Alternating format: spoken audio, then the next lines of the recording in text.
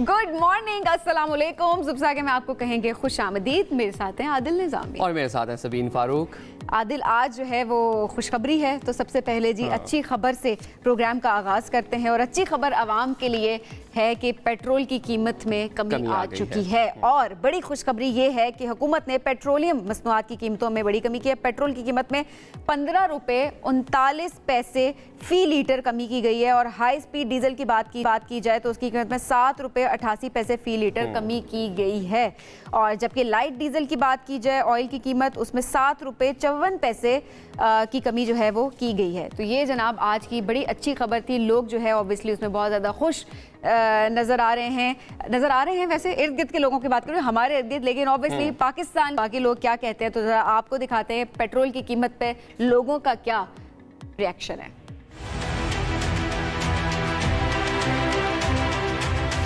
फ़ायदा तो है, लेकिन अगर 10 दिन के बाद फिर उससे डबल बढ़ा लेना तो क्या फ़ायदा है। कोशिश ये करें कि मज़ीद अगर और थोड़ा बहुत सस्ता हो जाए तो ये है कि बाइकर्स वगैरह जो है इनके लिए भी थोड़ी सहूलत हो जाएगी। 275 दे के तो साढ़े तो सहन करते पे ने, कोई सहन नहीं गा। इनू 150 तो ले आनी है, उसको थले लैके जान। गरीब इस टाइम सड़कों पर रुलते पे ने, तो कोई चीज़ नहीं लभदी पई। अभी तो पेट्रोल सस्ता हो गया है, चाहिए कि इसके साथ जो चीज़ें हैं, मसलन चीनी है, घी है, आटा है, दाल है वगैरह, ये चीज़ें भी सस्ती हो जाएं तो आवाम को और भी रिलीफ मिलेगा। ये एक अच्छा जस्टर है, बट इसको और कम होना चाहिए, इससे ये सफिशेंट नहीं है। पेट्रोल तो सस्ता हो गया, लेकिन जो बकाया चीज़ें पेट्रोल की वजह से महंगी हो गई हैं, वो चीज़ें वहीं की वहीं रह जाती हैं। अगर ये इन्होंने ये रिलीफ दिया है तो उससे बिजली का देखें आवाम का क्या सत्यानाश 4-5 महीने होगा। समझ, आदमी पंखा चला के नहीं बैठ सकता। ये बहुत बेहतर है, आवाम के लिए खुशी की बात है पेट्रोल सस्ता। वैसे आने वाली जो चीज़ें हैं उसमें फ़र्क पड़ेगा, ट्रांसपोर्टेशन सारी चीज़ें जाती हैं, बड़ी अच्छी खुशाइन बात है। प्राइसेस कम होती हैं तो ऑब्वियसली उस पर दूसरी चीज़ों पे फ़र्क आता है, आपके किराए कम होते हैं। ये है जी लोगों का रिएक्शन, और जाहिर सी बात है मिला जुला रिएक्शन है कि पाकिस्तान के हर शहर के हमने आपको एक लोगों का बताया कि उनके जज्बात बिल्कुल एग्जैक्टली। तो कुछ लोग कह रहे हैं कि जाहिर है और अगर कमी कर दी जाए तो बहुत अच्छी बात होगी, और कुछ लोग होनी भी चाहिए, क्योंकि पिछले कुछ सालों में 150-160 तक पेट्रोल था, लेकिन 300 को भी मतलब ट्रिपल सेंचुरी होगी पेट्रोल की, जिसकी वजह से तमाम जो कमोडिटीज़ थी वो खासी महंगी। जो एक भी हम कल भी बात कर रहे थे इस हवाले से कि लोग कहते हैं कि प्राइस हाइक होती है, लेकिन अगर कमी आ जाए तो उसका जो रिलीफ है वो आवाम तक नहीं पहुँचता। ये बड़ा अशिया खुर्दोनोश कम होनी चाहिए, किराया कम होना चाहिए, फौरी तौर पर इस पर अमल होना चाहिए। कुछ जो है वो कमी हम देख भी रहे हैं कि थोड़ी बहुत हुई है। जो एकदम हम लोग महंगाई का एक तूफान देख रहे थे उसमें थोड़ी बेहतरी तो आई है, बट ऑब्वियसली जहाँ पर अगर 15 रुपये कमी आ रही है एक चीज में, तो वहां पर चीजों में भी कम से कम 10 रुपए 12 रुपए इस तरह जो जितनी कमी हो सकती है मैक्सिमम जो है ऑब्वियसली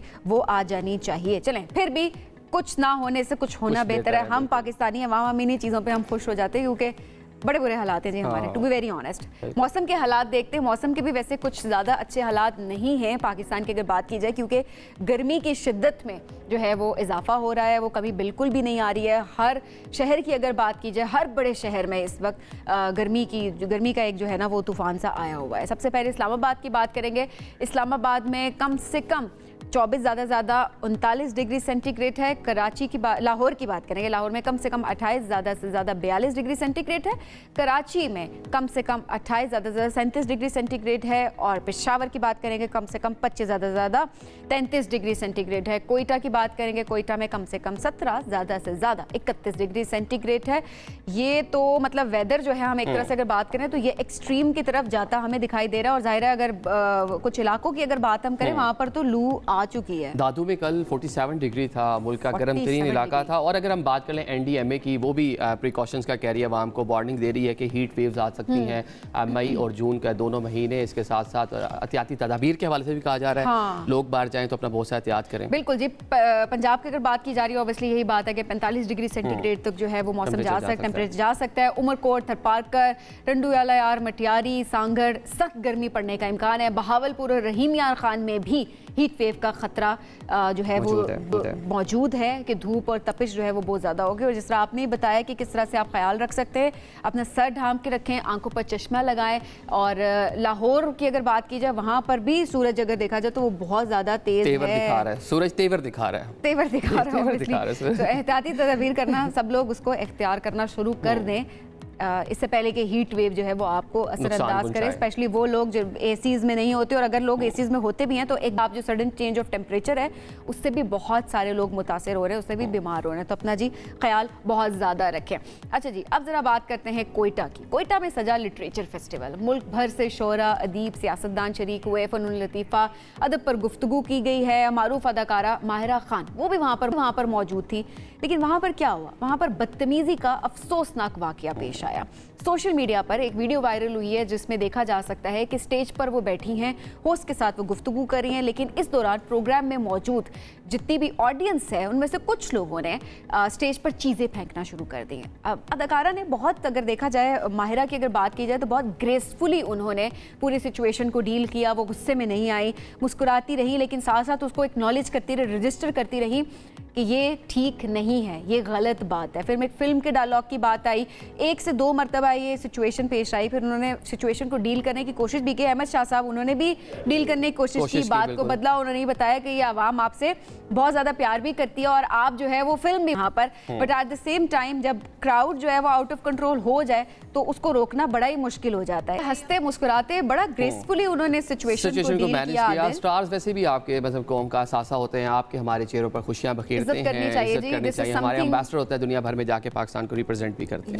ये नाकाबिले बर्दाश्त चीज़ है। ये कोई भी आप किसी भी शहर की बात कर ले, कोयटा है, इस्लामाबाद है, कराची है, लाहौर है, या आप दुनिया के किसी भी कोने में हैं, आपको तमीज़ जो है वो आपके अंदर होनी चाहिए और आपको इस तरह की बदतमीज़ी का मुजाहरा नहीं करना चाहिए। अक्सर औकात हम कॉन्सर्ट्स में भी देख रहे होते हैं कि जब हमारे फनकार परफॉर्म कर रहे होते हैं, वहाँ से आप कभी बॉटल फेंक रहे हैं, कभी इस तरह के वाक़यात सामने आ जाते हैं।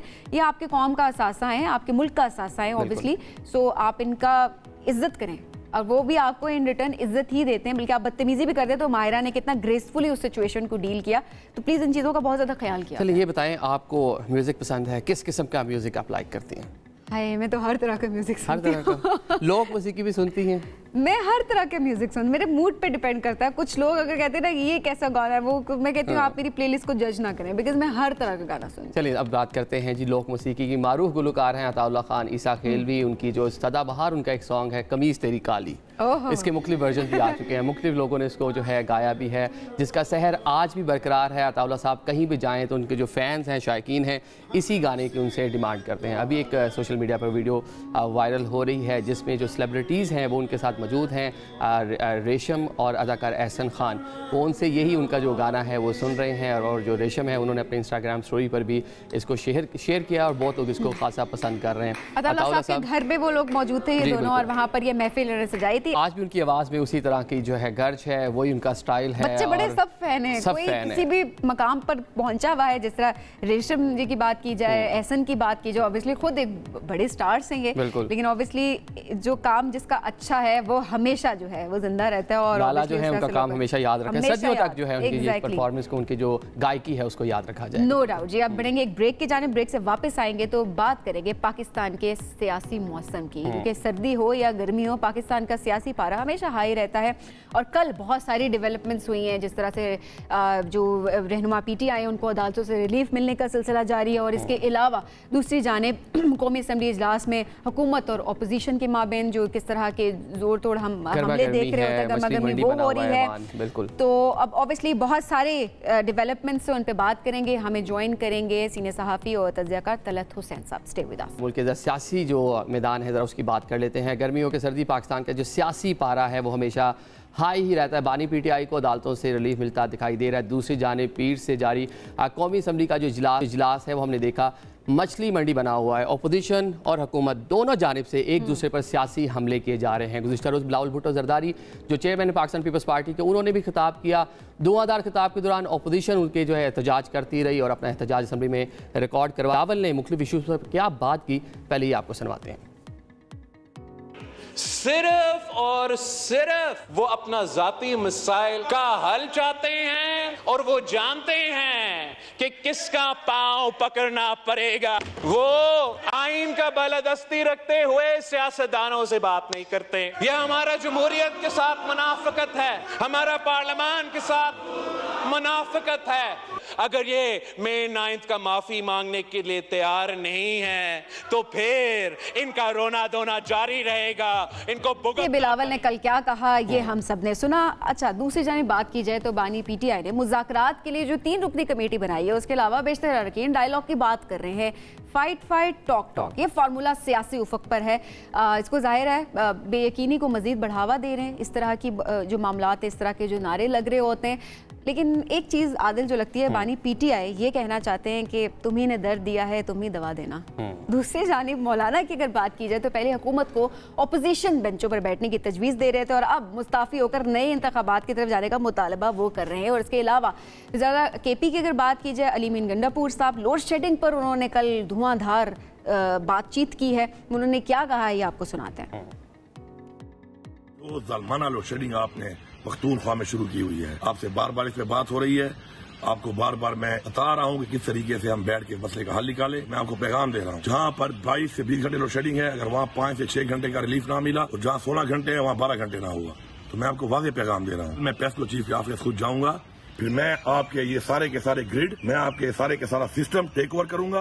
ये आपने सुना जी, अली मीन गंडापुर साहब सीएम केपी के हैं और मुख्तलिफ मामलात पे काफ़ी गरज और बरस रहे हैं। मुल्क की जो सियासी सूरत हाल से बात करेंगे। हमारे साथ सीनियर जर्नलिस्ट सैयद तलत हुसैन साहब मौजूद हैं। तलत साहब, बहुत शुक्रिया टाइम देने के लिए। सबसे पहले ये बताइएगा, हम देख रहे हैं कि बानी पीटीआई को अदालतों से रिलीफ भी मिल रहा है, इसके साथ साथ जो नैब तरामीम है इस हवाले से सुप्रीम कोर्ट ने हुक्म दिया है कि उनको आज वीडियो लिंक के जरिए पेश किया जाए। ये मुफाद आमा का केस है, क्या इससे पहले कोई अदालती नज़ीर मिलती है कि जेल में कैद किसी कैदी को इस तरह की पेशी के ऊपर जो है बुलाया जाए, उसका मौक़िफ़ लिया जाए?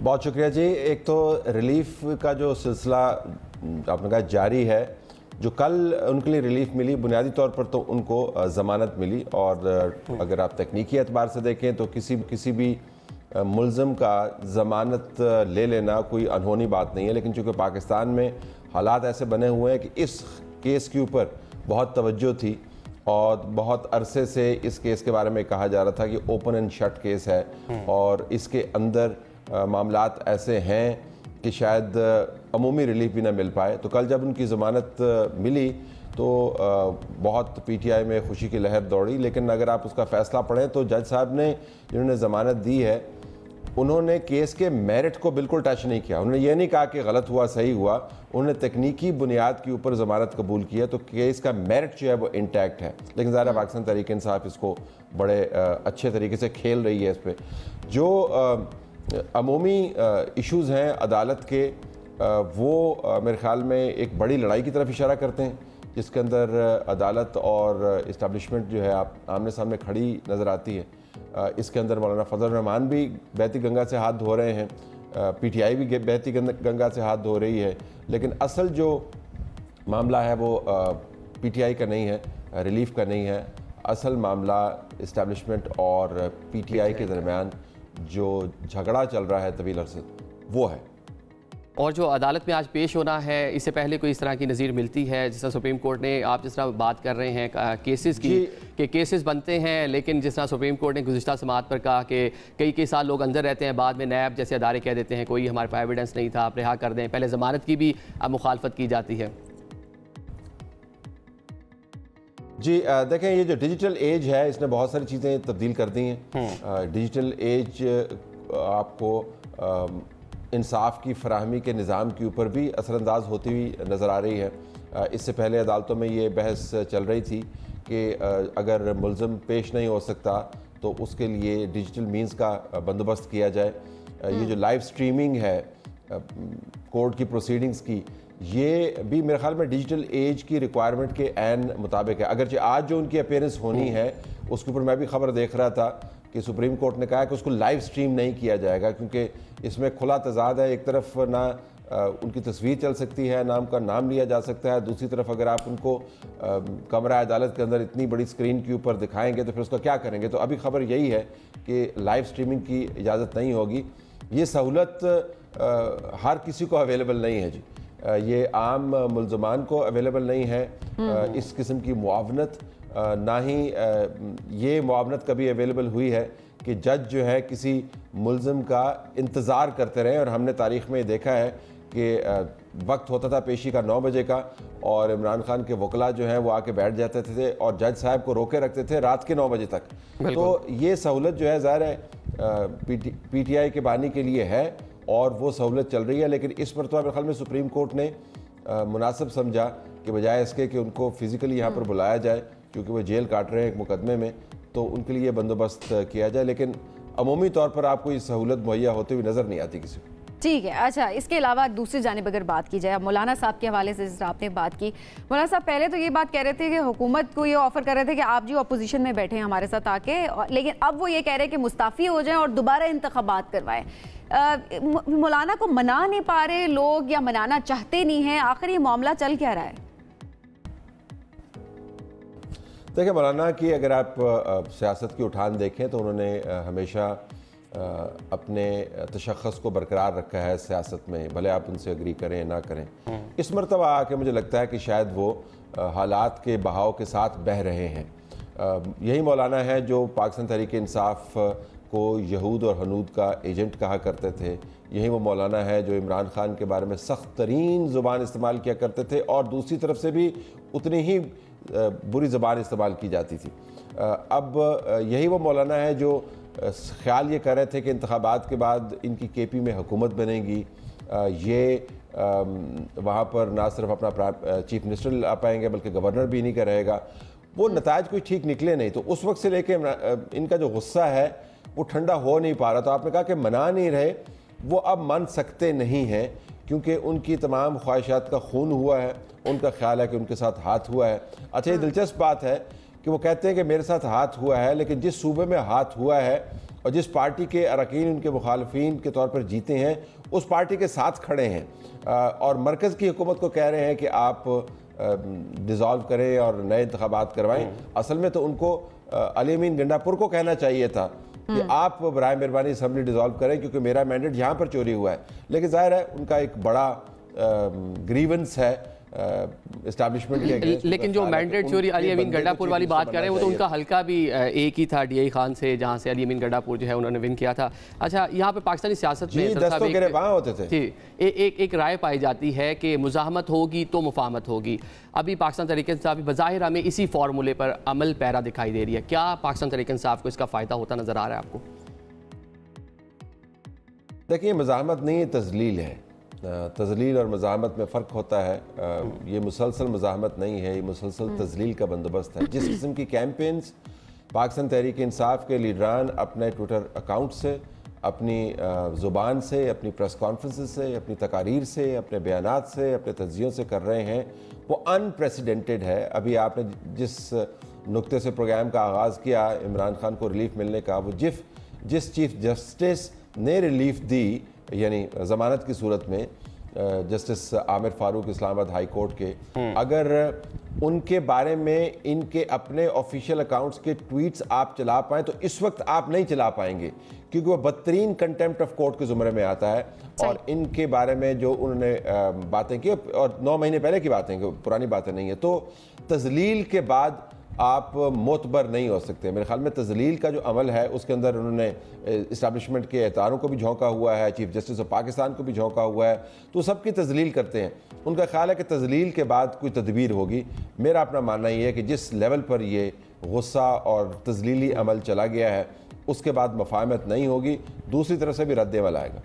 बिल्कुल। अच्छा, अब ऐसे में अगर देखा जाए तो अगर हम रहनुमाओं की बात करें PTI के, तो वो एक तरह से गुस्से में हर वक्त नजर आ रहे होते हैं। इनफैक्ट हुकूमत की बात, वज़ीर-ए-आला KP अली अमीन गंडापुर साहब, कल उन्होंने जिस तरह से दोबारा से एक एग्रेसिव स्टेटमेंट उनकी तरफ से आई कि लोड शेडिंग का कम ना की गई तो ग्रिड स्टेशन का वो कंट्रोल संभाल लेंगे। और ऑब्वियसली फैसल करीम कुंडी साहब के साथ भी उनके कल के मामलात वो भी सबके सामने हैं। तो क्या अब ये जो एक नफरत का अमल है, ये जो तल्ख बयानी की जा रही है, एक दूसरे से बयानबाजियां की जा रही होती हैं, इससे आगे बढ़ के गंडापुर साहब को गवर्नेंस पे काम नहीं करना चाहिए कि लोगों के लिए काम करें, KP के लिए काम करें? देखिए, उनको जो वोट मिले हैं वो गवर्नेंस पर नहीं मिले हैं। अगर आप इलेक्शन की कैंपेन देखें तो इलेक्शन की कैंपेन में उन्होंने अपने तामीरी कामों का कोई तज़किरा नहीं किया, प्रोजेक्ट्स का कभी कोई तज़किरा नहीं किया, आवाम की फलाह का कोई तज़किरा नहीं किया। ठीक है, वो हेल्थ कार्ड्स की बात करते हैं, लेकिन वहीं से स्टोरी शुरू होती है और वहीं पर आकर स्टोरी ख़त्म हो जाती है। जब उन्होंने केपी टेक ओवर किया था एज अ पॉलिटिकल फोर्स, उस वक्त उसके डेट की सूरत हाल क्या थी, कर्ज़ों की सूरत हाल क्या थी। जब उन्होंने छोड़ा तो उस वक्त केपी की कर्ज़ों की सूरत हाल क्या है। मैं ये नहीं कह रहा कि वो गैर मामूली तौर पर निकम्मे हैं, लेकिन वो गैर मामूली तौर पर सरफ नज़र करते हैं अवाम के मामलात से। उन्होंने वोट लिया है उसी चरब ज़ुबानी से, उसी इल्ज़ामात की सियासत से जिसका आपने कल एक बहुत ही ख़तरनाक अक्स देखा है अलीमीन गंडापुर। देखें, मज़ाहमत करना, जैसा मैंने कहा कि मज़ाहमत में और तज़लील में फ़र्क है, इसी तरीके से इनकलाबी नाराबाजी में और एनार्की फैलाने में ज़मीन आसमान का फ़र्क है।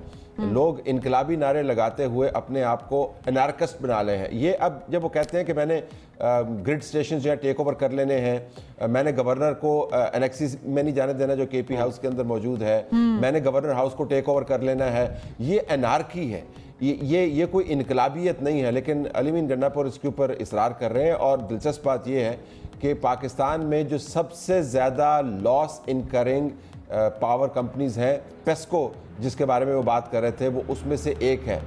64 बिलियन का तो उसका डेट है सालाना, क्योंकि ऑनलाइन लॉसेस हैं, रिकवरी नहीं होती। यानी जो सबसे आपको निकम्मापन इंतज़ामी तौर पर नज़र आता है पेस्को में नज़र आता है। लेकिन अलीमीन गंडापुर ने जो ज़ुबान अपनाई है, मैं दोबारा कहूँगा कि जिस तरह तज़लील का भी रद्द-ए-अमल आता है, वैसे एनार्की फैलाने का रद्द-ए-अमल भी आएगा। तो he is trading on a very dangerous territory. इसके अलावा बहरहाल उनके पास कोई और तरीकाकार है नहीं, उन्हें सारी ज़िंदगी यही काम किया है। और बतौर अभी तलत साहब, आप जो सियासी बातों के रवैये की बात कर रहे हैं, कोई भी सियासी बात अपनी परफॉर्मेंस पे बात नहीं करती, सारा मलबा दूसरों पर, जो बयानियाँ बनाए जाते हैं वो दूसरों के हवाले से बनाए जाते हैं।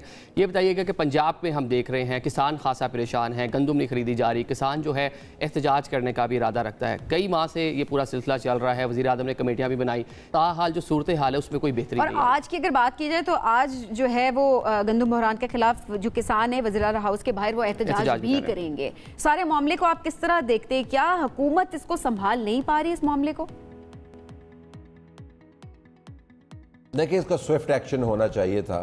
किसानों का जो मामला है गंदम की ख़रीदारी से मुंसलिक है, और जो मिनिमम सपोर्ट प्राइस है उसके ऊपर उनकी गंदम ख़रीद ली जानी चाहिए थी। लेकिन इस हुकूमत के आने से पहले जब ये फ़ैसला हुआ कि हमने एक मखसूस मिकदार में गंदम बाहर से मंगवानी है, क्योंकि बाहर की मंडी में गंदम सस्ती है, किसान से गंदम ख़रीदेंगे तो गंदम हमें महंगी मिलेगी, वो निगरान हुकूमत फ़ैसला करके चली गई। और जब वो फ़ैसला करके चली गई तो उस फैसले के खाते में उससे कहीं ज़्यादा गंदम मंगवाई गई जो कि अप्रूव की गई थी। अब वो गंदम जो है उसका गलट है पाकिस्तान में, इधर से किसान की गंदम तैयार है, उधर से बाहर वाली जो गंदम है वो मौजूद है। तो किसान अब इसरार कर रहा है कि हमारी गंदम को ख़रीदे। तो मेरे ख्याल में जो ख़रीदने की मंतक है वो बड़ी सॉलिड है। उनकी गंदम अगर नहीं ख़रीदी गई तो अगली फसलों के लिए उनके पास पैसे नहीं होंगे, उनकी गंदम नहीं ख़रीदी गई तो वो पैसे बना के वो कर्ज़े नहीं दे पाएंगे जो उन्होंने बैंकों से लिए होंगे, इस तवक्को में कि हमारी बम्पर क्रॉप हुई है। तो मेरे ख्याल में इसको ख़रीदारी तो इसकी लाजमी करनी है, जल्दी कर लेते तो शायद ये एहतजाज ख़त्म हो जाता। लेकिन ये बहरान जो है इनहेरिट किया गया है निगरान हुकूमत के इस फैसले के तहत कि हमने गंदम बाहर से मंगवानी। ठीक हो गया। तलत साहब बहुत शुक्रिया प्रोग्राम में ज्वाइन करने के लिए। नाज़रीन, हम बढ़ेंगे जानिब स्टे विद अस। मुलाकात करवाएंगे दो ऐसी बहनों से जो कि स्कॉश के मैदान में झंडे गाड़ रही हैं फतुहात की और अपने ज़बरदस्त खेल से खूब दाद भी समेट रही हैं। इन्होंने गुज़िश्ता दिनों कराची में chief of naval staff international squash championship में कामयाबी हासिल की है और गोल्ड मेडल भी अपने नाम किया है। महविश ने ख़वातीन की जो कैटेगरी है उसमें गोल्ड मेडल हासिल किया, जबकि उनकी जो छोटी बहन है उन्होंने भी अपना जो है अंडर 15 जो था कैटेगरी उससे बड़े अच्छे से प्ले किया, खेल किया और जनाब उन्होंने भी जो है बहुत दाद भी समेटी और मेडल भी अपने नाम। महविश ने जो है वो खवातीन की कैटेगरी में विन किया। महानूर की बात की जाए तो अंडर 15 में उन्होंने विन किया है।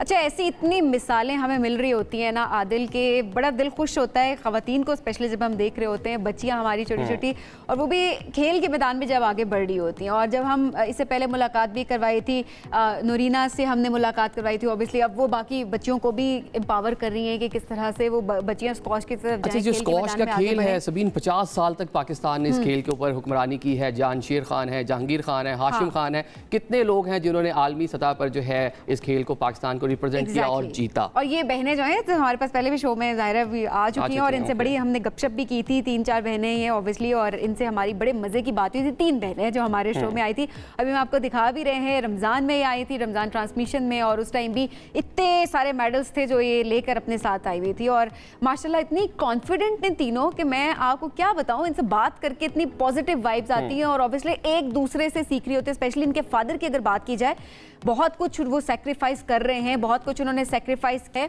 इन बच्चियों को स्क्वॉश के मैदान में आगे ले जाने के लिए। तो आज 3 को तो हमने नहीं बुलाया, पर 2 जिन्होंने विन किए मेडल कॉम्पिटिशन उनको हमने बुलाया है। महविश हमारे साथ मौजूद है और महानूर हमारे साथ मौजूद है। अस्सलाम वालेकुम महविश एंड महानूर, बहुत बहुत मुबारक हो आपको सबसे पहले। वालेकुम अस्सलाम, थैंक यू सो मच। अच्छा जी, आप ज़रा बताइएगा इस इवेंट के बारे में, चैंपियनशिप के बारे में, कितना मुश्किल था सिलेक्शन और फिर उसके बाद जीत, तो पूरा प्रोसेस ज़रा पहले हमें बताएं। टूर्नामेंट था 16 chief of naval staff international tournament, जिसमें वुमेन्स का था PSA सैटेलाइट और बॉयज़ का था PSA इंटरनेशनल, जिसमें बहुत से इंटरनेशनल प्लेयर्स आए थे जिनकी गेम हमने देखी और बहुत कुछ सीखने को मिला। तो मैं फाइनल जीती हूँ सीनियर में, और महानूर का था अंडर 15 नेशनल पाकिस्तान, और पाकिस्तान तो महानूर जीती अंडर 15 और मैं सीनियर जीती हूँ। अच्छा जी, ज़बरदस्त। और कितना मुश्किल था इस मरतबा ये? वैसे तो आप लोगों से पहले जब बात हुई थी तो मुश्किल आप लोगों को माशाल्लाह से चीज़ें बड़ी कम ही लग रही होती हैं, क्योंकि मेहनत आप लोगों की बहुत ज़्यादा होती है। तो इस मरतबा कितना मुश्किल था? एक्चुअली मेरे लिए ये टाइटल मैं कहती हूँ कि बहुत बड़ी अचीवमेंट है, क्योंकि मेरा फर्स्ट PSA था। तो मैं इसी एम से गई थी कि मैं ये टाइटल मुझे जीतना है। मैंने बहुत मेहनत की है और मैं ये जीत कर आऊंगी वापस पेशावर। तो मैंने अपनी पूरे दिल लगा के मेहनत की थी। तो मैं यही सोच रही थी कि मैं अपना बेस्ट दूंगी, चाहे मैं जीत या हारूं, लेकिन इंशाल्लाह मुझे अपने ऊपर बिलीव था कि मैं टाइटल जरूर जीतूंगी। तो महानूर अंडर 15 में जाहिर है आपने विन किया है। आप भी क्या सोच के गई थी? महविश ने तो बताया ना, वो ये सोच के गई थी कि अब उन्होंने अपना बेस्ट देना है। क्या आपने ये सोचा था कि नहीं मैंने जीतना है और जीत के ही मैंने वापस जाना है पेशावर? हम लोग एक साथ ही तो एक दूसरे से यही कहते थे कि हमें अच्छा खेलना है, चाहे हारे जीते। तो मेरे इसका यही था कि जीत के रहना है इंशाल्लाह। फिर हमने करके भी दिखाया। तो बहुत टफ फाइट नहीं की। अच्छा महविश, पाकिस्तान को स्क्वॉश का पावर हाउस कहते हैं। हमने बहुत से आलमी मुकाबले जीते और पाकिस्तान लीड करता रहा दुनिया में स्क्वॉश के मैदान में। ये बड़ा मुश्किल खेल है, एक मखसूस एनवायरनमेंट में खेला जाता है, फिटनेस बहुत ज़रूरी होती है इसके लिए। तो अपनी फिटनेस के लिए आप लोग क्या करते हैं? जी बिल्कुल, पाकिस्तान में मैं कहती हूँ बहुत टैलेंट है, और स्क्वॉश में कहती हूँ पाकिस्तान ने ही इस पे हुक्मरानी की है, और आगे भी इंशाल्लाह हमारे जूनियर प्लेयर्स आगे भी कमर जमान सर, जानशेर सर, इनकी तरह हम आगे वुमेन्स में और मेंस में दोनों में नाम बनाएंगे इंशाल्लाह, क्योंकि फ्यूचर तो बहुत ब्राइट देख रहे हैं हम बाकी प्लेयर्स का भी। लेकिन अगर उनको थोड़ी सी फैसिलिटीज और वो चीजें मिले जो एक इंटरनेशनल और प्रोफेशनल प्लेयर्स को चाहिए, तो ऑफकोर्स फिर हमारे प्लेयर्स भी आगे जा सकते हैं। वाकई महविश, जब हम टॉप स्क्वॉश प्लेयर्स की बात कर रहे होते तो हमारे माइंड में मर्द जो है अभी आ रहे होते, लेकिन जिस तरह से आप बच्चियां अब आगे बढ़ रही हैं ऑब्वियसली, और इस स्क्वॉश में ज़ाहिर है वो अपना नाम भी बना रही हैं, तो यकीनन कल इस फहरिस्त में मैं चाहूँगी कि टॉप पे किसी खातून का नाम भी हो तो हमें बड़ा अच्छा लगेगा। अच्छा, अब्बा आपके ज़ाहिर है वो हमेशा उन्होंने आपको सपोर्ट भी किया और अभी भी ज़ाहिर है वो आपके बिल्कुल साथ साथ होते हैं। किस तरह से सेलिब्रेट उन्होंने किया, कितने खुश है इस जीत पे वो? एक्चुअली हमारे साथ इस बार जो है हमारी मम्मा गई थी, और एक मजे की बात कि जिस दिन हमें ट्रॉफीज और प्राइजेस मिल रहे थे उस दिन मदर्स डे था। तो मैं कहती हूँ कि हम दोनों ने जब ट्रॉफीज ली तो हम बाहर निकले, हमने मम्मा को सब एक क्राउड के सामने हमने वो ट्रॉफीज मम्मा को दी।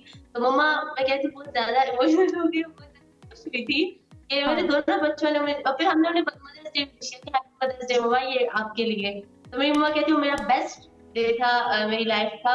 और बाबा तो हमें घर से ही सपोर्ट कर रहे थे, वीडियो कॉल पे मैचेस का बता रहे थे। खासकर मेरे कोच रियाज सर, वो हम हर वक्त हमें कॉल करके बताते थे आपका किस साथ मैच है, आपने कैसा खेलना है, पूरी स्ट्रेटेजी बताते थे। तो इसी तरह एक प्लेयर आगे जाते हैं जहाँ पर उसका पूरा एक बैकग्राउंड हो तभी वो प्लेयर आगे जाता है। अच्छा महानूर और महविश, ये बताएं कि रोल मॉडल कौन है इस खेल में, किसको फॉलो करती हैं सबसे ज्यादा आप? रोल मॉडल तो अभी कहूँगी टॉप 10 के जितने प्लेयर्स हैं इजिप्शियन जो है, तो वो जैसा खेलती हैं हम ज्यादातर उन्हीं को कॉपी करते हैं, ट्राई करते हैं ट्रेनिंग करें और अपना सारा शेड्यूल रखें। और क्योंकि हम अभी जूनियर्स हैं तो फिर इंशाल्लाह जब सीनियर होंगे ये से स्टार्ट करेंगे, जब अभी मैच में स्टार्ट किया है तो बस तब तक हमारी गेम इंशाल्लाह बहुत अच्छी हो चुकी होगी और इस तरह का। और टारगेट भी बता दें, क्योंकि पाकिस्तान 14 बार वर्ल्ड ओपन जीत चुका है, ब्रिटिश ओपन भी कई बार जीत चुका है, तो आप दोनों का टारगेट क्या है? हमारा मेन टारगेट है, मैं कहती हूँ जो हमारा ड्रीम है वो वर्ल्ड जूनियर जीतना है। एज ए जूनियर अभी इस लेवल पे हमने वर्ल्ड जूनियर इंशाल्लाह उसमें कम्पीट करना है, हमने जीतना है, ये हमारा बहुत बड़ा एक टाइटल। और फिर जब हम PSA में जाएंगे और सीनियर लेवल पे जाएंगे तो हमारे वर्ल्ड ओपन है और ब्रिटिश ओपन है, तो इस तरह के बड़े बड़े टाइटल्स हमारी अचीवमेंट है। और इंशाल्लाह हम इसके लिए पूरी मेहनत करेंगे, पूरी जान लगाएंगे और सबकी दुआएं हमारे पेरेंट्स का साथ, हमारे साथ हमारे कोचेस का, तो इसी तरह हम फिर आगे इंशाल्लाह ये टाइटल्स पाकिस्तान के लाएंगे। बिल्कुल महविश एंड महानूर, पूरे कौम की दुआएं आपके साथ है, सिर्फ आपके पेरेंट्स की दुआएं आपके साथ नहीं है, क्योंकि आप पाकिस्तान के लिए खेल रही हैं और पाकिस्तान का नाम रोशन कर रही हैं, तो आपको बहुत बहुत गुड लक हम कहेंगे, ताकि आगे बढ़कर, मैं जिस तरह वही बात कर रही थी ना कि टॉप जब नाम लिए जाएँ 2, 3, 4 नाम, टॉप 4, टॉप 5 में, तो मैं यही चाहूँगी कि खातून का नाम किसी लाजमी वहाँ पर आए। बहुत शुक्रिया प्रोग्राम में हमें ज्वाइन करने की। अच्छा आदिल, अब आगे बढ़ते हैं और आज का जो मॉडर्न दौर हम कह रहे होते हैं कि जी हमारा मॉडर्न दौर है, जहाँ पर अपनी ज़ुबान भी हम उस तरह से अब नहीं बोल पा रहे होते, बहुत सारे प्लेटफॉर्म पे और भी महसूस कर रहे होते हैं, हमारे बड़े मसाइल हैं, कुछ कम कॉम्प्लेक्स के भी शिकार हो जाते हैं, प्रेफर करते हैं इंग्लिश बोल लें तो अच्छा लगेगा, है ना, ये बड़े मसाइल होते हैं इस मामले में। अच्छा, अपने कल्चर को लेकिन रिवाइव रखना कितना मुश्किल काम है इस दौर की अगर बात की जाए। वहीं पर हमारा बलूचिस्तान का जो कल्चर है वो बहुत ज़्यादा डाइवर्स है। वहाँ पर जो लोग रहते हैं, स्पेशली वहाँ कर जो नौजवान हैं कोयटा के, वो किस तरह से बलूची कल्चर को ज़िंदा रखे हुए हैं, किस तरह से वो वहाँ पर अपनी ज़ुबान को प्रमोट कर रहे हैं, किस तरह से अपने लिबास को, अपने वहाँ के आर्ट को, वहाँ के फ़न को वो किस तरह से ज़िंदा रखे हुए हैं और कैसा कैसा वो काम कर रहे हैं। शोएब इस वक्त कोयटा में मौजूद हैं, वो आपकी नौजवानों से मुलाकात करवाएंगे।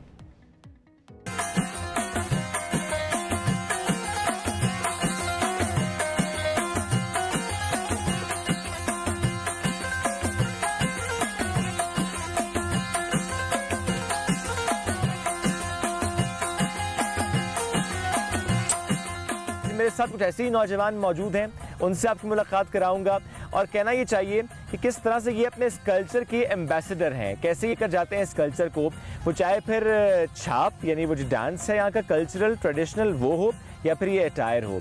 तो मेरे साथ जो नौजवान मौजूद हैं आज हम इनसे मुलाकात करेंगे। मेरे साथ मौजूद हैं बीबर, रियाज और साथ हैं अर्शा और इस तरह और बहुत से नौजवान हैं, उन सबके साथ तारुफ भी कराएंगे, उनसे बात भी करेंगे। तो लेडीज़ फर्स्ट, ज़ाहिर है अर्शा, अस्सलाम वालेकुम। वालेकुम अस्सलाम। कैसी हैं आप? मैं बिल्कुल ठीक, अल्हम्दुलिल्लाह। ग्रेट जी, आप यहाँ आके हमें अच्छा लग रहा है। अर्शा, थोड़ा सा मुझे बताएं कि कल्चर एम्बेसडर ये आप सब चुके हैं, इसके क्या आइडिया था, कैसे आप इस कल्चर को लेकर चलते हैं, कैसे पूरी दुनिया को दिखाते हैं अपना ये कल्चर? देखिए ये एक खूबसूरती है और एक पूरी हिस्ट्री है इससे रिलेटेड, तो हम इसको भुलाना नहीं चाहते। लोग जैसे मिटती जा रही है हिस्ट्री, तो हम ये नहीं चाहते, हम चाहते हैं कि ये आगे तक चलती रहे हमारी हिस्ट्री और लोग इसे याद रखें और हम इसे जिंदा रखना चाहते हैं अपने खूबसूरत कल्चर को।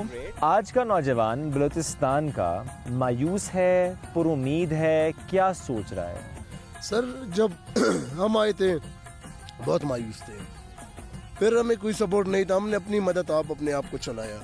हमारे साथ ऐसे दोस्त थे जो घर के सब बड़े थे और ऐसे दोस्त भी थे जो घर को खुद ही हैंडल कर रहे थे, चला रहे थे। मिसाल देता हूँ मेरी तरह, तो हमारे साथ ऐसे फ्रेंड्स थे जो घर के बड़े जिम्मेदार, शादीशुदा, उनके छोटे छोटे बच्चे, मगर उन्होंने कहा नहीं यार हमें कल्चर को चलाना है, कल्चर को हमें छोड़ना नहीं है। ज़ुहैब, आपके बारे में तो सुना है कि आप फिल्म बना रहे हैं, इधर फिल्म मेकर, तो किस लेवल की फिल्म है, क्या करते हैं आप? बस सर यही है कि सर हम जैसे अभी हम लोग लगे हुए हैं बलूचिस्तान को प्रमोट करने में, जैसे कि हमारी फिल्म इंडस्ट्रीज़ है, जैसे हम छोटे छोटे क्लिप्स बनाते हैं बलूचिस्तान के लिए, जैसे हमारे साथ फीमेल्स है, मेल्स है सर, जैसे कि हम बलूचिस्तान को प्रमोट करना चाहते हैं। अगर हम देखें सर, बलूचिस्तान आजकल के दौर में बहुत पीछे है। फर्स्ट ऑफ ऑल मैं आता हूँ एजुकेशन की तरफ, तो आप लोग खुद देख सकते हैं कि बलूचिस्तान का एजुकेशन टोटली डिस्ट्रॉयड है इस टाइम, मतलब कोई एजुकेशन फैसिलिटीज़ यहाँ पर नहीं है। यहाँ पर हमारे इवन दोज मैं कहना चाहता हूँ हमारे टीचर्स को इवन दोज यहाँ पर कुछ आता ही नहीं नहीं, जो गवर्नमेंट सर्वेंट है।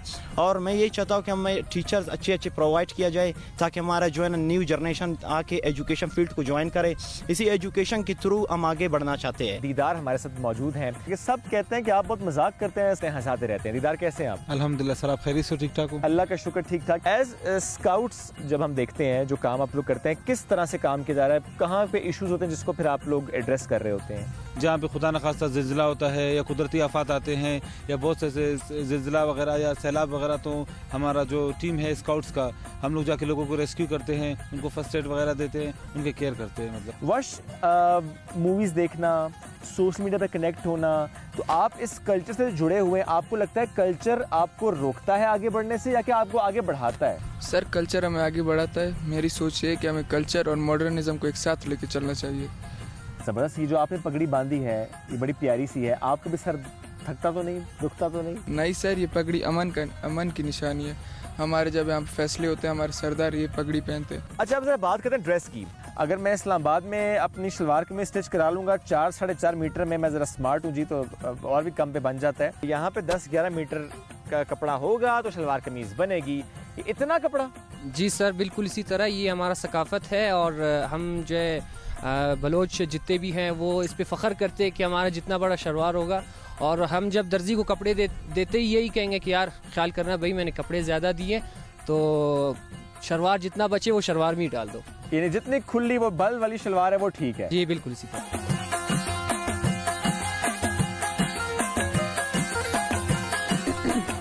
जी बहुत शुक्रिया शुएब, हमें दिखा रहे थे बलोचिस्तान कोयटा का कल्चर। पगड़ी जो है वो अमन की अलामत है। बलोची वैसे बड़े पुरअमन लोग हैं। नाज़रीन अभी हम एक ब्रेक की जानिब बढ़ेंगे और स्टे विद अस। एक वीडियो वायरल हुई जिसमें हम देख रहे थे कि लाहौर के एक ब्यूटी पार्लर में खुफिया तौर पर ख़वातीन की तस्वीर बनाने का अफसोसनाक वाक़या वो पेश आया।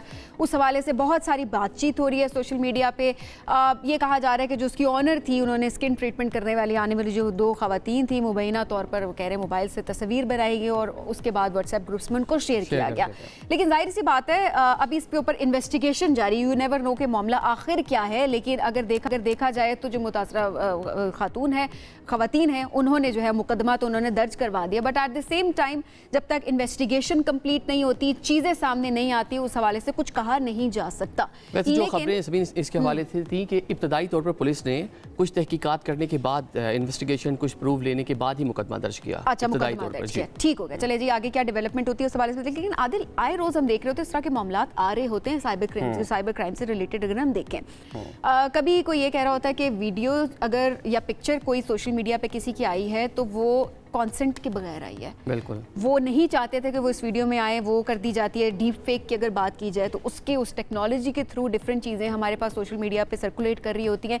और एट द सेम टाइम अगर देखा जाए तो ऐसे कमेंट्स होते हैं, कुछ थ्रेट्स मिल रहे होते हैं खवातीन को भी, मर्दों के भी, जिसमें ये चीज़ कहा जा रही होती है जी ये तो freedom of speech and expression है। लेकिन एट द सेम टाइम लोगों को नहीं पता होता कि उन्होंने किस डिपार्टमेंट की तरफ जाना है और किस तरह से उस पर आगे कानून पर उन मामलात को लेकर चलना है। तो आज अब हमें कॉल भी करेंगे, अगर आपको कोई भी ऐसा मामला आपके साथ पेश आ रहा है, साइबर क्राइम से रिलेटेड आपको इन्फॉर्मेशन लेना चाहते हैं, किसी भी चीज़ में कोई एडवाइस आपको चाहिए, तो आज हम हमें कॉल करेंगे। आसिफ इकबाल साहब, deputy director cyber crime wing, हमारे साथ मौजूद है। अस्सलाम वालेकुम जी। वालेकुम अस्सलाम जी, बहुत शुक्रिया सर। ये जो कल का मामला मैं चाहूँगी इस पर थोड़ी सी आप रोशनी ज़रूर डालें कि जो ब्यूटी पार्लर वाला मामला हमारे सामने आया है, अभी ज़ाहिर अंडर इन्वेस्टिगेशन है ये, लेकिन जिस तरह से आदिल भी बता रहे हैं कि कुछ इनिशियल इन्वेस्टिगेशन उस पर हो चुकी है।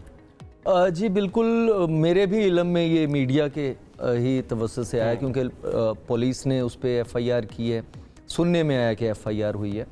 लेकिन ये जो आपके हिडन कैमरास या CCTV, आप ये देखिए कि ये पाकिस्तान के अंदर आप रोड पे जा रहे हैं तो आपकी CCTV आपने देखा होगा कि इवन वो स्टेट की कस्टडी में चीज़ होती है तो फिर भी निकल जाती है। इसका मतलब है कि हमें खुद एहतियात करना पड़ेगी। यहाँ पे पाकिस्तान के अंदर ख़ास तौर पे मुझे ये कहने में कोई आर नहीं है कि हमें खुद अपने आप को सेफ़ और सिक्योर करना पड़ेगा। फीमेल्स के हवाले से ये जो बात हुई है ये बिल्कुल नई हुई है, हमें इस चीज़ का बिल्कुल अंदाज़ा है कि जो आपके, लेकिन उन लोगों ने कैमरास लगाए होते हैं कि वहाँ पे सुनने में आया कि चोरियाँ बड़ी होती हैं। फीमेल्स जाती हैं ट्रीटमेंट करवाने, उनके बैग्स चोरी हो जाते हैं, उनके मोबाइल चोरी हो जाते हैं, ज्वेलरी चोरी हो जाती है। लेकिन फिर भी जहां पे ट्रीटमेंट हो रहा है वहां पे कैमरास नहीं होने चाहिए। उनको कोई ऐसा मैकेनिज्म बनाना चाहिए जो पॉलर्स हैं कि वहां से कोई चीज़ चोरी ना हो। लेकिन ये कोई बहाना नहीं है। देखें खातून का ट्रीटमेंट किस तरह का हो रहा है। खातून वहां उस हाल में भी हो सकती है कि जो मीडिया के सामने नहीं जा सकती, इवन जो किसी के सामने भी नहीं जा सकती। अगर उस तरह का ट्रीटमेंट करते हुए कोई कैमरा लगा हुआ है और वो वायरल हो जाए तो वो खातून तो बेचारी, उसकी तो जिंदगी सारी अजाब बन जाएगी। तो इसलिए वो कैमरास वहां नहीं होने चाहिए। इवन कोई आपको असर्टन भी करे कि ये लीक नहीं होगी वीडियो, ये कहीं जाएगी नहीं, तो आप अपना अगर मेरा ख्याल है कि ओपनली बात कर लेनी चाहिए कि अगर आपके अंडरगारमेंट्स आपने पहने हुए हैं और आपकी वीडियो लीक हो जाती है तो वो तो किसी के लिए काबिल बर्दाश्त नहीं है। Sir at the same time आपने पूरे कपड़े भी पहने हुए हैं, आप बुरके में भी हैं, आप किसी भी तरह से आप अगर उस प्लेस पे मौजूद हैं तो ये भी तो एथिक्स हैं या कानून के मुताबिक भी बताइएगा कि वो तो सिक्योरिटी पर्पस के लिए कि अनटिल एंड अनलेस जो है अगर कोई ऐसा मामला नहीं है कि वो आपके रिकॉर्ड के लिए मौजूद है, अगर सीसीटीवी लगाया भी गया है वो आप पब्लिक नहीं कर सकते। क्या ऐसा ही है?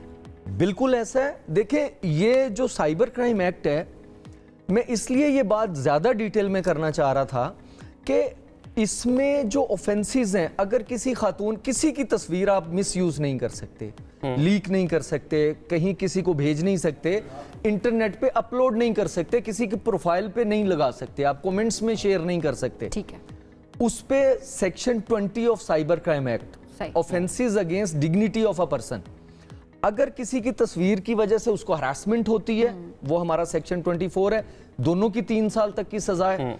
अगर कोई इस तरह की पिक्चर आपकी या वीडियो आपकी निकल जाती है कि जो चाहे वो फॉर्ज्ड है चाहे वो ओरिजिनल है, कि जिसमें आपकी डिग्निटी या आप कह लें मोडेस्टी के अगेंस्ट है, आप कंफर्टेबल नहीं है, जिसमें यानी आप ये देख लीजिए कि जिसको आप कानून में एक वर्ड लिखा हुआ है सेक्सुअली एक्सप्लिसिट इमेजेस और वीडियोस, वो डिफाइंड है कानून के अंदर, पीका के अंदर सेक्शन 21 में, उसकी वो नॉन बेलेबल है, वो इंतहाई सीरियस ऑफेंस है, उसमें बेल नहीं होती इंसान की। और हमने देखा है पाकिस्तान में एक सीएसपी ऑफिसर भी उसमें अरेस्ट हो चुके हैं जिनकी 2 साल तक बेल नहीं हुई। तो इसलिए वो बहुत सीरियस ऑफेंस है।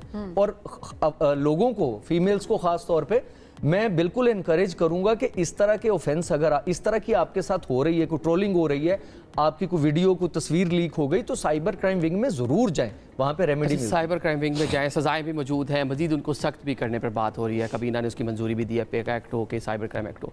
ये बताइएगा कि एक पाकिस्तानी शहरी आजकल मोबाइल का जिस तरह इस्तेमाल कर रहे हैं, सोशल मीडिया का इस्तेमाल कर रहे हैं, आप अपनी वीडियो बनाते हैं, तस्वीर बनाते हैं, बैकग्राउंड में कोई अगर आपके ऐसा शख्स आ जाता है जो विलिंग नहीं है उसमें आने के लिए, या उसको मालूम भी नहीं है कि वो उस वीडियो का पार्ट बन गया है, लेकिन उसने खुद किसी सोशल मीडिया प्लेटफॉर्म पर देखा है कि वो वीडियो उसकी है और उसमें बीच में मौजूद है, तो ऐसे में वो क्या कर सकता है? अच्छा देखिए, ये बड़ी आइडियलिस्टिक बात है कि होना तो नहीं चाहिए कि आप ये कहें कि यार मेरी क्यों वीडियो बन रही। अगर इस लेवल पे हम चले गए तो फिर इतनी कंप्लेंट्स होंगी कि मतलब वो उसमें हर बंदा ही हाथ आ जाएगा। इस चीज को अगर हम इग्नोर भी कर दें, ऑब्वियसली ये इखलाकी तौर पे नहीं होना चाहिए। उस बंदे की, अक्सर हम ऐसा करते हैं कि सयाहती मकामात पे जाते हैं, अब वहाँ पे पिक्चर्स बनाते हैं, पीछे फीमेल्स होती हैं, और हो सकता है किसी की पिक्चर ऐसे लीक हो कि खातून पीछे खड़ी और वो स्कैंडलाइज भी हो जाते हैं लोग, उसकी कंसेंट के बगैर भी अपलोड हो जाती है। लेकिन उसमें कानून के अंदर जो डिफाइंड होती है चीज़, वो इंटेंट होती है कि उसकी इंटेंशन क्या है बंदे की, कि जो पिक्चर अपलोड कर रहा है, तो वो कहीं ना कहीं कानून की उसमें उसको रेमेडी मिल जाती है बंदे को। लेकिन हमारे मुआशरे में तो इससे बहुत चीज़ें आगे हैं कि जिनको रोकने की ज़रूरत है। अच्छा, अब आसिफ मैं चाहूँगी कि लोग हमें देख रहे हैं, एजुकेट उनको ज़रूर करें कि किस तरह से वो कंप्लेन दर्ज कर सकते हैं, ऑनलाइन भी देखा जाए, और वैसे भी अगर जिस तरह आपने ख़वातीन के हवाले से बात की तो वो बाज़ औक़ात कंफर्टेबल नहीं होती कि वो शेयर कर सकें, अगर वहाँ पर कोई मेल ऑफिसर बैठा है और उससे वो चीज़ वो कंफर्टेबल होकर वो शेयर कर सकते हो। तो इस हवाले से किस तरह से साइबर क्राइम विंग काम कर रहा है कि कंफर्टेबल भी करे, एट द सेम टाइम लोगों को इनकरेज भी करे, एंड देन उसके ऊपर इन्वेस्टिगेशन भी करे? देखिए, हमारे 30% कोटा है फीमेल ऑफिसर्स का जो कि काम कर रही हैं, फ्रॉम आप कह लें कि constable to assistant director. Females के मैटर्स फीमेल्स को ही दिए जाते हैं, ये प्रैक्टिस है पिछले 4-5 साल से। और दूसरी चीज़ ये है कि अगर किसी की गलती भी हो गई किसी फीमेल से, उसको जज नहीं किया जाता, ये, और ना ही उस साइड पे कोई ऑफिसर जाता है, ना उसको इजाज़त है उस साइड पे जाने की। इससे आगे 2018 में जो हमारा बैच आया, 3rd बैच, उसमें स्ट्रेस काउंसलर्स हायर की और सारी फीमेल्स हैं। हर आपके साइबर क्राइम विंग के ऑफिस के अंदर एक स्ट्रेस काउंसलर फीमेल मौजूद है जो कि साइकोलॉजिस्ट है बेसिकली, और उन्होंने आते ही देखना है कि अगर किसी का समझते हैं, कुछ ऐसी विक्टिम्स होते हैं जो इतनी लंबा स्पैन हो चुका होता है कि वो साइकोलॉजिकली उनको अफेक्ट हुआ होता है, तो उसमें फिर उनकी काउंसलिंग जो है वो साइबर क्राइम विंग के वो ऑफिसर करती हैं, और कंप्लेनेंट्स की, विक्टिम्स की, और जो कभी कभी ऑफेंडर्स जो होते हैं उनकी भी काउंसलिंग करने की जरूरत होती है। तो ये उनकी भी काउंसलिंग की जाती है ऑब्वियसली। उनकी भी कोई, अगर आप हमसे कुछ शेयर कर बगैर नाम दिए, अगर कोई सीरीज वो कर रहा है, एक लड़की को ब्लैकमेल किया, दूसरी को किया, साइबर क्राइम विंग ने उसको पकड़ा एक लड़की को हरास करने के चक्कर में, उसके मोबाइल से वो सारा कुछ निकाल आता है कि उसके वो एक सीरियल वो कह लें कि ब्लैकमेलर है, सही, तो फिर उसकी काउंसलिंग की जरूरत होती है। तो वो जिस तरह की काउंसलिंग की उसको जरूरत होती है वो हम कर देते हैं। अच्छा, इसमें अब डिफाइन जाहिर है उसको नहीं कर वो बड़े अच्छे से कर देते हैं। वो अब हमें जाहिर है 15 साल हो गए काम करते हुए। आप यकीन कीजिए कि साइबर क्राइम विंग के जितने ऑफिसर्स हैं, टेक्निकल हैं, एक तो कंप्यूटर साइंस बैकग्राउंड के लोग हैं, sub inspector, investigation officers, even constables भी। दूसरा ये होता है उनका कि अभी हम इतने अरसे से हम काम कर रहे हैं, हमें लगता है कि हम काउंसलर भी हो गए हैं किसी हद तक, यानी हम भी उस बच्ची को, उस फीमेल को जो इस ट्रॉमा में होती है उसको निकालना अब हमें किसी हद तक आ गया है। मतलब मुल्जिम को ट्रीट करने का हर तरीका आप लोग सीख गए हैं, जिस तरह वो ट्रीटमेंट चाहता है वैसे ट्रीट कर लेते हैं ज्यादातर। देखें ज्यादातर उसमें देखें हाथ उसको हम नहीं लगा सकते। दुनिया में जो इन्वेस्टिगेशन के रूल्स हैं वो पूरी दुनिया में चेंज हो गए कि जो आपका ये ट्रीटमेंट है ना वो आप फिजिकल ट्रीटमेंट से नहीं, जी, शुरू ही यहाँ से होती है ना, तो आपको हिट भी यहीं पे करना है, यहीं पे हिट करना है और आप कर जाते हो। अब आपको पता है। अच्छा, जो ठीक है, एक कॉलर हमारे साथ आते पहले इमामुद्दीन है जी हमारे साथ नौशहरा से, उनसे बात करते हैं। जी अस्सलाम वालेकुम, क्या कहना चाहेंगे? वालेकुम अस्सलाम जनाब, मेरे साथ फ्रॉड हुआ है, मेरे पैसे निकल गए हैं, मेरे पैसे निकल गए हैं। ये जी ये फीड के और फर्टिलाइजर के पैसे आते हैं। तो मेरी 7-8 एकड़ जमीन है ये डिस्ट्रिक्ट नौशहरा फिरोज में। यहाँ पर एक मोमिन कलोड़ों के नाम उसको लेसन मिला हुआ है। मैं उसके पास गया, मैं अपने पैसे लेने के लिए, उसने मेरे से शनाख्ती कार्ड भी लिया और ये नंबर जो मैं जिस कॉल कर रहा हूँ जिस नंबर से, ये भी मुझसे लिया। मुझे बोला आप कल परसों आना, आपको पैसे मिल जाएंगे। अभी मुझे मालूम हुआ है कि मेरी एक सिम है, दूसरी 0323। चले थैंक यू सो मच। ये आपने सुन लिया। एक केस है, एक और केस भी है, सैयद अली कासिम जो है उनसे बात करते हैं। जी बताइएगा क्या कहेंगे? अस्सलाम वालेकुम सर। जी वालेकुम सलाम। जी जो ब्यूटी पार्लर पे हमारी लेडीज वगैरह जाती हैं जी, तो सर उसमें अगर कैमरा वगैरह इस तरह का कोई इशू होता है तो वो सर, तो उसका हमें कैसे पता चलेगा कि उसमें कैमरा लगा हुआ है या लेडीज को तो पता नहीं? हाँ, ये वैसे बड़ा इंटरेस्टिंग क्वेश्चन। मैं चाहूंगी कि अगर आप लोग थोड़े से एक्सपीरियंस भी आप लोगों को ऑब्वियसली है उस लिहाज से, कैसे पता चलता है कि वहाँ पर कोई हिडन कैमरा है? बाज़ औक़ात ये कहा जा रहा होता है कि अगर वो रूम है वहाँ पर आप सारी लाइट्स ऑफ कर दें और अपने फ़ोन की लाइट अगर आप ऑन करते हैं, अगर आपको रेड सी लाइट नजर आ रही है कहीं पे, तो इट मीन्स कि वो हिडन कैमरा वहाँ पर लगा हुआ है। ये भी क्या किसी हद तक बात? अब लाइट्स आप ऑफ नहीं कर सकते सारी। इसमें मेरे ख्याल से ये ब्यूटी पार्लर के हिसाब से वो हिडन कैमरा, मेरा ख्याल है कि उसके चांसेस बड़े कम है। वैसे वो सीसीटीवी कैमरा लगा होता है, सीसीटीवी लगे होते हैं। वो कोई इस तरह की जगह पे तो आप जाते नहीं हैं कि जहाँ पे हिडन कैमराज हों और जिनका ये काम हो, लेकिन ये कि अंदाज़ा आपको हो जाता है। बाकी अगर हिडन कैमरा देखना है तो उसका यही तरीका कि लाइट ऑफ करके अपना मोबाइल का कैमरा ऑन करके तो वो पता आप करेंगे तो पता चल जाएगा। रेड सी लाइट आ जाती है उसमें, वो पता चल जाता है। लेकिन यहाँ पे सीसीटीवीज होते हैं और ये लोगों को इस सबसे ज़्यादा ये तरीका है लोगों को बताने का कि आप अवेयरनेस दें उनको भी कि जो ब्यूटी पार्लर चला रहे हैं। अब देखें, एक अगर ब्यूटी पार्लर का ये स्कैंडल आया ना तो उनका कहीं से कहीं बिजनेस नीचे चला जाता है, लोग पैनिक कर जाते हैं। अच्छा, जो ये साइबर फ्रॉड्स हैं, हम देखें जिस तरह ये कॉलर ने बताया कि फ़ोन करते हैं, आपसे नंबर मांगेंगे और आपका सारे बैंक से जो बैलेंस है वो ज़ीरो हो जाएगा। इसके साथ हम देखें इंटरनेशनल मार्केट में जिस तरह से अमेज़ॉन, वॉलमार्ट पाकिस्तान से बैठ के बहुत से फ्रॉड होंगे, एक लंबी कहानी है। लेकिन लोकल जो यहाँ पर फ्रॉड हो रहे हैं उसको कैसे रोक सकते हैं? देखिए, उसको रोकना तो खैर वैसे भी फ्रॉड रुक नहीं सकते, कम हो सकते हैं। उसका ये तरीका है कि पाकिस्तान में जो मेरी अंडरस्टैंडिंग है, गैंग्स पकड़े जाते हैं, लोग आइडेंटिफाई हो जाते हैं। सिम्स आपने कर ली कि वो सिम्स जो हैं वो उसका बायोमेट्रिक कर दिया, लेकिन लोग इतने सादा हैं हमारे, वो जाके इनाम लेने के चक्कर में बायोमेट्रिक करवा के अपने नाम की सिम दे आते हैं, लेकिन फिर भी लोग पकड़े जाते हैं। पाकिस्तान के अंदर इस क्राइम को अगर रोकना है तो इस पे लेजिस्लेशन, जो अभी आप बात कर रहे थे कि उसको रिवाइज करना है, उसको जो ऑनलाइन फ्रॉड है, साइबर फ्रॉड है, उसकी सज़ा वो नॉन बेलेबल होगा, सही है, और उसकी सज़ा ज़्यादा होगी तो क्राइम रुकेगा यहाँ पे। अदरवाइज बहुत मुश्किल हो जाता है, क्योंकि देखिए आप इतनी एफर्ट करके गैंग को पकड़ते हो, लेके आते हैं, वो बेल आउट हो जाता है, तो वो इसलिए वो जो है ना, उनको डेटरेंस जब तक नहीं होती किसी उसकी, तो वो तब तक क्राइम नहीं रुकता। ठीक हो गया। अच्छा आसफ, अब अगर देखा जाए डीप फेक की हम बात करें, एआई की बात करें हम अगर, तो उसके थ्रू भी बहुत सारी वीडियोस हमारे सामने आ रही होती हैं, और पिछले दिनों भी हमने देखा कि कुछ ऐसी चीज़ें सामने आई हैं इन्फ्लुएंसर्स की भी, और इस तरह से लोग उसका गलत इस्तेमाल कर रहे होते हैं। इस हवाले से कानून क्या कहता है और लोग कैसे रिपोर्ट? देखिए उस पे कंटेंट के हिसाब से कानून बोलता है। वो जो आप एक पिछले दिनों एक इन्फ्लुएंसर की बात कर रही हैं, उस पे भी सेक्शन 21 लगता है, वो सीरियस ऑफेंस है। उस बंदे ने कंप्लेंट भी कर दी हुई है, बंदे आइडेंटिफाई हो जाएंगे।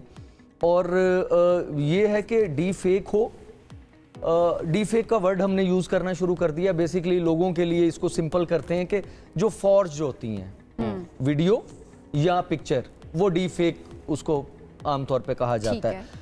ओरिजिनल कंटेंट हो या फॉर्ज कंटेंट हो, सज़ा एक ही है।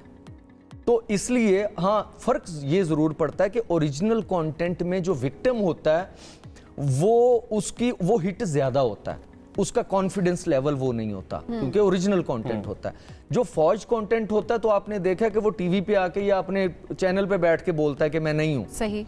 इसलिए लोगों को, फीमेल्स को खास तौर पे ये बताना ज़रूरी है कि आपका कंटेंट अगर फॉर्ज्ड होगा तो वो सज़ा उसमें भी वही मिलेगी उसको, लेकिन आपने अपना ओरिजिनल कंटेंट बनवाने से या किसी को भेजने से वो आपने परहेज। ठीक हो गया। कॉलर हमारे साथ है, याहिया ने हमें ज्वाइन, रेगुलर कॉलर है हमारे। जी अस्सलाम वालेकुम याहिया, क्या कहना चाहेंगे?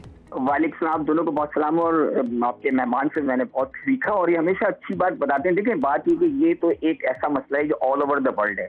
अब बाइडेन ने सबसे बड़ा अपना जो बजट में बड़ा हिस्सा रखा है साइबर सिक्योरिटी पे रखा है। ये ब्रीच होता है, दुनिया भर में होता है, हैकिंग भी होती है, लेकिन मेरा इससे 2-3 सवाल है। एक तो मेरा सवाल है, कोई भी बैंक है, अगर वो बैंक अपनी रूल्स एंड रेगुलेशन कैसे बनाता है, अपनी सिक्योरिटी कैसे मजबूत करता है, उनके ऊपर क्या चीज लागू होती है कि अगर वो अपने कस्टमर को फ्रॉड से बचाएं, क्योंकि वो भी रिस्पॉन्सिबल होता है। और दूसरी बात ये कि अगर हमें अवेयरनेस, हम देखें, हमें हमारे बच्चों को गैजेट्स पढ़ा देते हैं, सब चीजें दे देते हैं, हम खुशी से बताते हैं मेरा बच्चा ये है, लेकिन उनको उसके जो प्रोज एंड कॉन्स हम नहीं बता रहे होते। और हमें जो शऊर जो है ना पैदा करना हमारी जरूरी, क्योंकि देखिए ये सिर्फ एक इन्फ्लुएंस जो होता है ना, अगर आप कोई भी कंटेंट देते हैं, ये सिर्फ एक तो ये फ्रॉड अलग बात है, आपकी पूरी माइंड सेट चेंज हो जाते हैं, आपके मुल्क के हालात। यानी इवन मैं आपको बताऊं, अभी एक रिसेंटली इसराइल के एक वजीर थे, उन्होंने कहा कि एक क्लिक और बटन पे पूरी नेशन झुक जाती है। तो ये इतना बड़ा मसला है।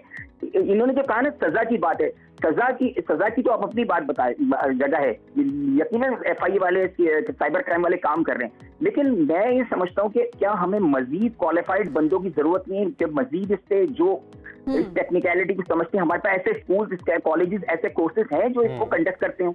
ठीक है, ठीक है।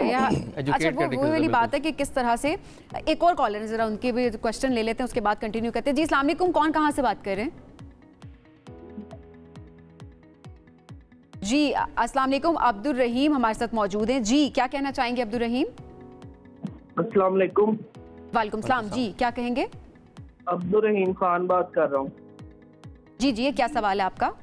मेरा सवाल ये था, 11:20। जी जी ठीक हो गया। टीवी का वॉल्यूम प्लीज अपना बंद कर दिया करें जब आप कॉल कर रहे होते हैं, बहुत मुश्किल होती है, और फिर किसी और कॉलर को ज़्यादा मौका देना बहुत ज़रूरी होता है।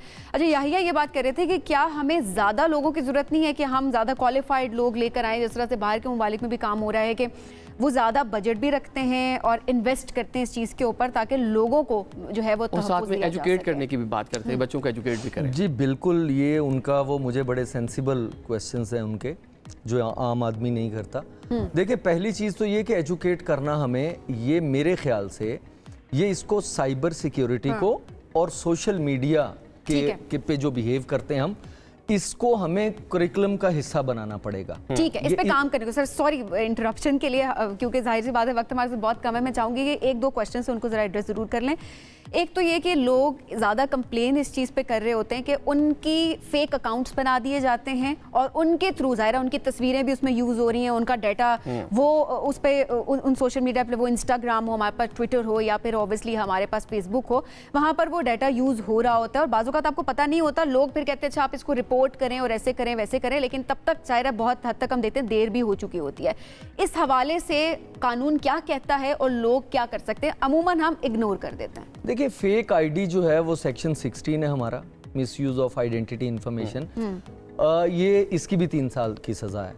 और ये कि किसी की पिक्चर नहीं लगाई जा सकती। अगर किसी की फेक आईडी बन गई है, लोग बनाते हैं एक तो तंग करने के लिए, दूसरा आजकल रुझान है कि पैसे मांगने के लिए वो फेक आईडी बना के आपके फ्रेंड लिस्ट को ऐड कर लेते हैं और कहते हैं जी मुझे पैसे चाहिए, मैं स्टक हो गया हूँ कहीं पे।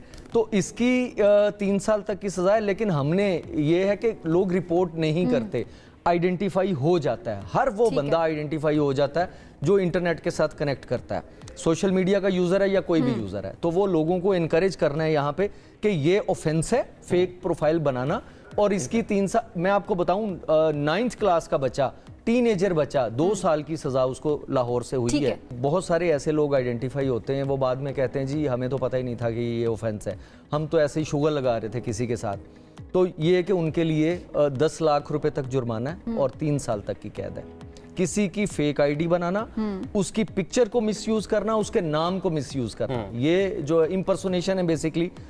और इसकी 3 साल की सजा साइबर क्राइम के अंदर है और 419 पीपीसी का है जिसकी 7 साल तक की सजा है। अच्छा, अक्सर हम देख रहे थे, खबरें आ रही थी किसी का अकाउंट जो है वो हैक हो गया है, एक तो इसे बचा कैसे जा सकता है? अमूमन इस तरह की भी खबरें आती हैं कि आपका अकाउंट हैक करके आपके नाम से पैसे वगैरह मांगे जा रहे हैं, डिफरेंट तरह की डिमांड्स जो है वो की जा रही है। जनरली भी अकाउंट हैक कर दिया जाता है आपका। ये इतना ज़रूरी चीज़ है। देखें पासवर्ड, एक तो सबसे पहले जब नया अकाउंट बनाए उसकी डिटेल अपनी डायरी में लिख लें कि आपने पासवर्ड क्या लगाया, उसको किस फ़ोन नंबर, आपकी सिम्स होती हैं, कौन सी सिम के साथ एसोसिएट किया, कौन से ईमेल आईडी के साथ एसोसिएट किया। डेट ऑफ बर्थ कभी सही नहीं लिखनी, ये मैं रिकमेंड करता होता हूँ क्योंकि उससे आपकी डेट ऑफ बर्थ का लोगों को पता होता है। अच्छा। बर्थडे मना रहे हैं, वो फेसबुक पे आ रही है, मेमोरीज में आ रही है, वो कभी सही ना लिखें। क्यों ना लिखें? वो इसलिए सही ना लिखें कि डेट ऑफ बर्थ जो आपकी होती है उससे रिकवर किया जा सकता है। ओके। आईडी जिसको हैकिंग कहते हैं। दूसरा, पासवर्ड थोड़ा कॉम्प्लेक्स रखें। मेरे बेटे का नाम हसन है, सबको पता है, मैं अपने बेटे के नाम पे रखूंगा अगर पासवर्ड तो वो हर कोई देख लेगा, हसन 123, हसन 786। आमतौर पे ऐसे होता है। आई लव पाकिस्तान, पेप्सी, ये पासवर्ड नहीं रखना। Special character, number sign, dollar sign बीच में लाजमी ऐड करना है। उसकी वजह यह है कि एक डिक्शनरी का तरीका होता है पासवर्ड रिकवर करने का किसी का, वो उसमें नहीं आता। एक चीज जरूर करें, 2 फैक्टर ऑथेंटिकेशन। वो इतना इजी है कि आप उसको 2-3 क्लिक्स करके आप वो अपने अटैच कर लेते हैं। ट्विटर है आपका, सोशल मीडिया का कोई भी आईडी है, ये इवन व्हाट्सएप है आपका, इंस्टा है, 2 फैक्टर ऑथेंटिकेशन आपको हैक होने से बचाती है बहुत हद तक। यानी आप क्लिक करके आप सिम को अटैच कर लेते हैं अपने अकाउंट के साथ, सही है, पासवर्ड लगा दिया, पासवर्ड चोरी भी हो गया तो वो लॉगिन नहीं करेगा, वो रुक जाएगा। वो आपकी सिम पे कोड भेजेगा, ट्विटर या इंस्टा, वो कोड उसमें डालेंगे तो वो लॉगिन करेगा। वो जरूर ऑन करें। अक्सर हैकिंग होती है आउट ऑफ कंट्री से, बाहर से लोग करते हैं, तो जब आपने 2 फैक्टर लगाया हुआ तो अच्छा। इससे भी आगे एक और चीज कि लोग आपका व्हाट्सएप हैक कर लेते हैं। आजकल आपने सुना होगा व्हाट्सएप, वो हैकिंग नहीं होती, वो फ्रॉड है बेसिकली। क्या वो आपका नंबर है मेरे पास सिम का, मैं अपने व्हाट्सएप में डालूंगा, कॉन्फ़िगर करने के लिए कोड आपकी सिम पे जाएगा। वो कोड जब दूंगा तो लॉगिन मेरा आपका व्हाट्सएप आएगा ना। साथ ही मैं आपको कॉल कर देता हूं, मैं अभी किसी को पैसे भेज रहा था, वो गलती से आपके पास कोड आ गया, आप बैठे खाना खाते, आप कहते हैं बेटा ये कोड है, तो वो आपके व्हाट्सएप का होता है। इसी तरह से ही हैक किया जाता है। ये बताना कि यार आपने सिम पे आया हुआ कोड किसी को नहीं देना। वो आपकी ऑनलाइन ट्रांजैक्शन का भी हो सकता है, वो आपके फेसबुक, इंस्टा, ट्विटर, आपके स्नैपचैट का भी हो सकता है, और ज्यादातर वो आपके व्हाट्सएप का होता है। ये वो सिक्योरिटी की चीजें ये बतानी लोगों को बड़ी जरूरी है कि आपने सोशल मीडिया को यूज सिक्योरली किस तरह से करना है। ये सबसे बड़ा हमारे मुआशरे का मसला।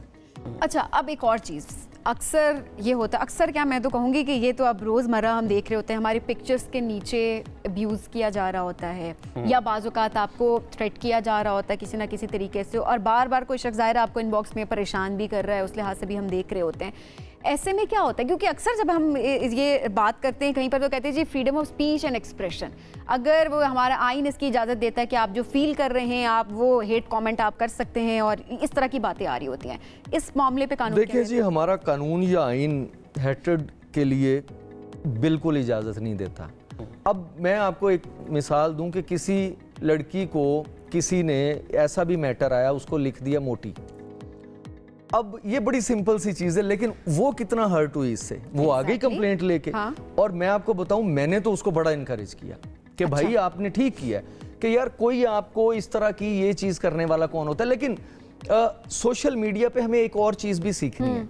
सोशल मीडिया अगर आपने यूज़ करना है ना तो दिल बहुत बड़ा रखना पड़ता है। बिल्कुल। आपके पाकिस्तान के जितने पॉलिटिशियंस के दिल है ना, वो बड़ा कुछ सुनते हैं और बर्दाश्त करते हैं, आपको इतना बड़ा दिल करना पड़ता है। लेकिन कहीं ना कहीं जहाँ पे आपको